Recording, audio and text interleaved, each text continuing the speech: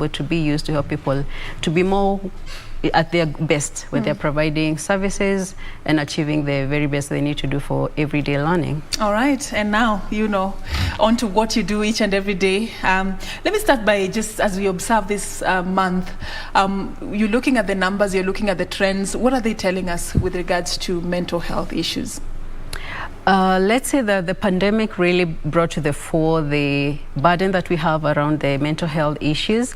And in Kenya, we were not left behind. And let's say the WHO has put us on number 4 in Africa on the disease burden on mental health.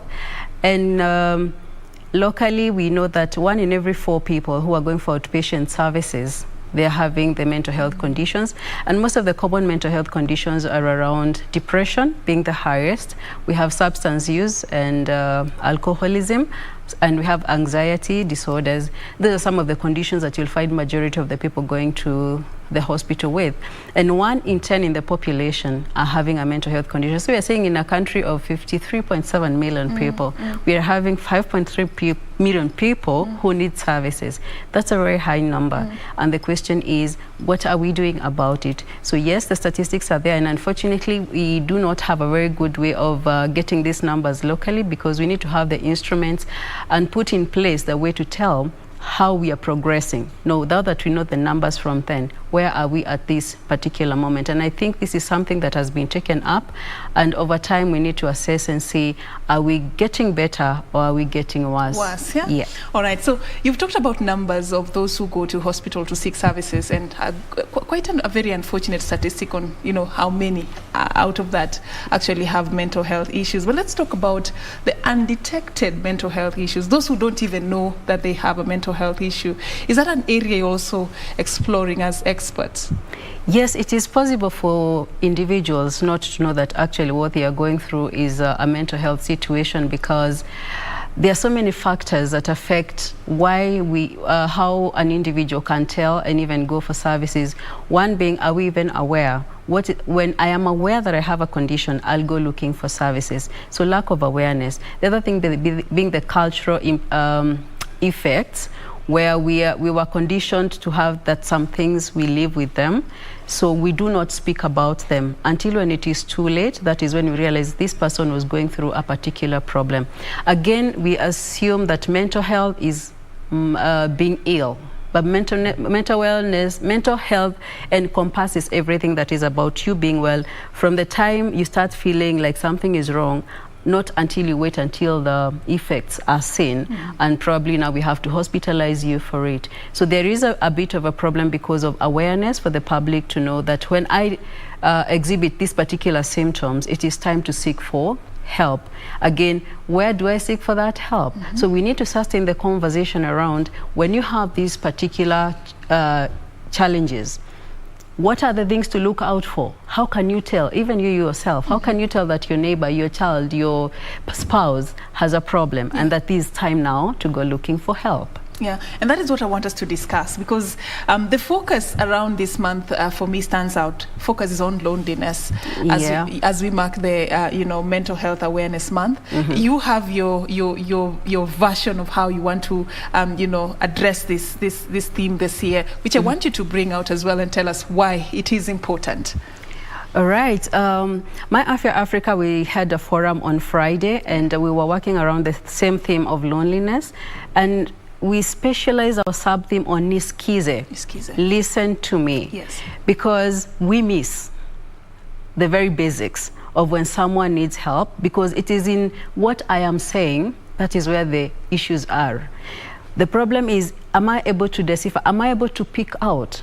Let's having this conversation with you. For you to be able to ask me a follow-up question, it means you're listening. Yes. Now, if you do not pay attention, we'll just have this as a monologue and we will close. So it means if I come and there's a problem I need to share with you, I am expecting you to give me attention. I'm expecting you to be listening. Now, the challenge comes where, when I come to you with a problem, are you actually paying attention to what I'm saying? Or are you waiting for me to finish to give me an answer? Will I feel judged by the time I'm done having the conversation with you, and therefore feel I should not have opened up? You know, as I said earlier, culture really influences in how we look and seek for these services. For example, in marriages, people are told to persevere. If you're a woman, you're supposed to persevere. So you go to the people you think are your support system, and they tell you, we were there before and we persevered. Yeah. And until things happen is when you're like, oh yeah, she kept complaining, we probably should have. But sometimes it's the fear of, I do not want to be said I'm the one who did not make things go right, because we always look anticipating that things will turn out to be all right. Listening says, I am with you in whatever you're saying, in how you're saying. It's empathy.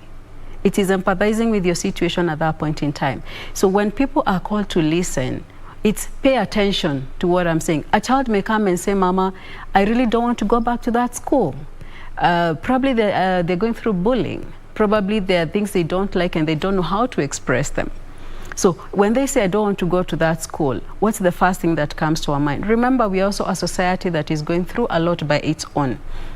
We have political issues to deal with. We have economic issues to deal with. We have very many hardships that we have. So sometimes even the person you're talking to, they may probably not be at the mental capacity to be able to support you.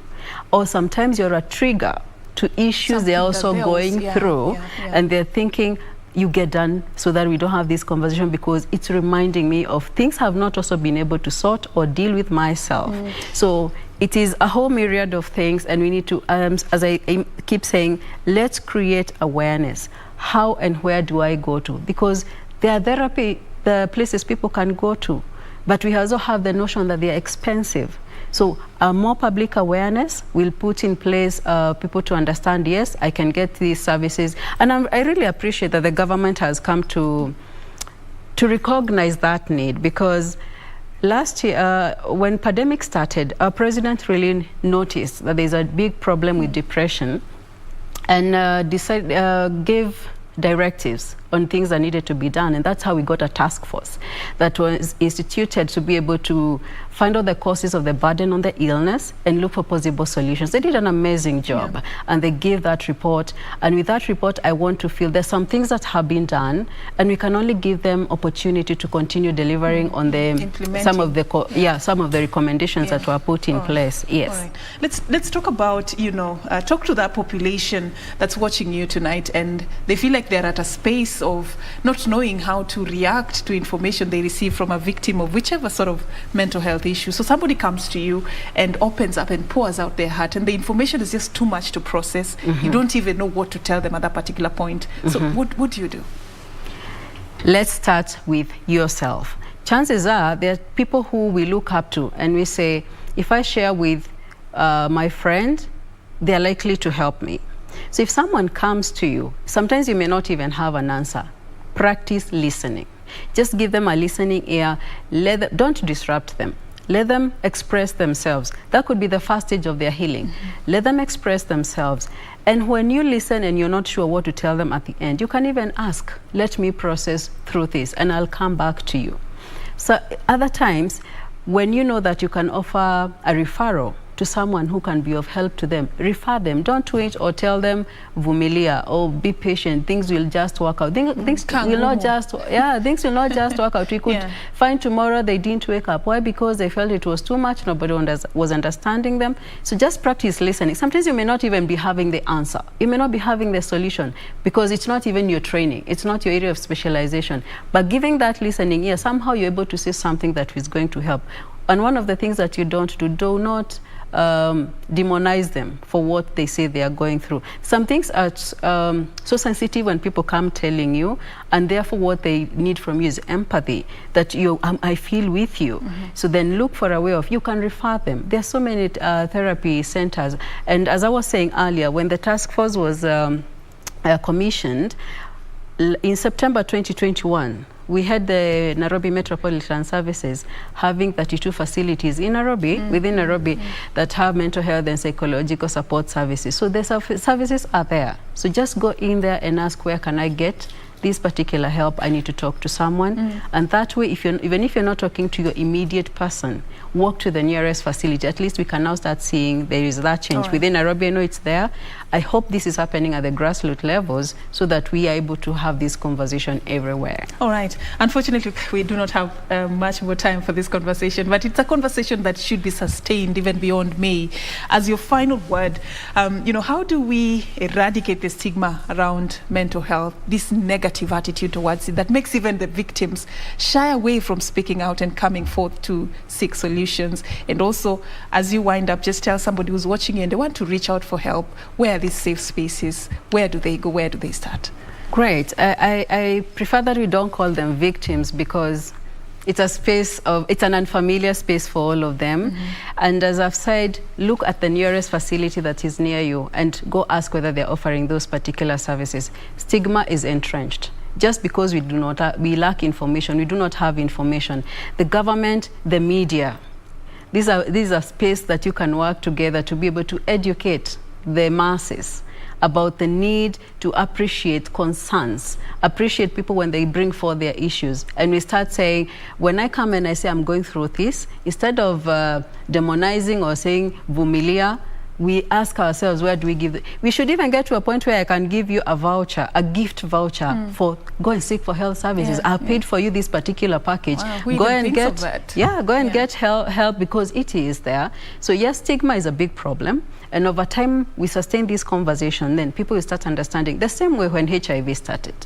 It was such a thing you don't want to talk about because your family is going to be alienated by the other people. People will start saying that particular home. But over time, people embraced it. And it's the same thing with mental health. Previously, if someone says, I think I have a mental health issue, we start seeing mad people, which already we don't even use that word. So we need to see this as people who are crying out. They're crying out for help. So let's give them that help that they need. Where do you find these services? I've said you can find them in the government hospitals, but as My Afia Africa, we are online and we are offering these services. We are connecting you to therapists who can give you these services, and it is now that we are going to ensure that more than ever before, we can give a listening ear to the people who need these services. Wow. What a way to end this. Nancy Mwangi, thank you for creating time for us tonight. The founder of My Afia Africa, talking about mental health in this month that the country is marking the Mental Health Awareness Month. Thank you so much for watching Sunday Express tonight. We really do appreciate your time. And that is how we wrap it up. Susan Thuku has been our sign language interpreter. My name is Serfine. Achieng Oma. Have a good night and God bless.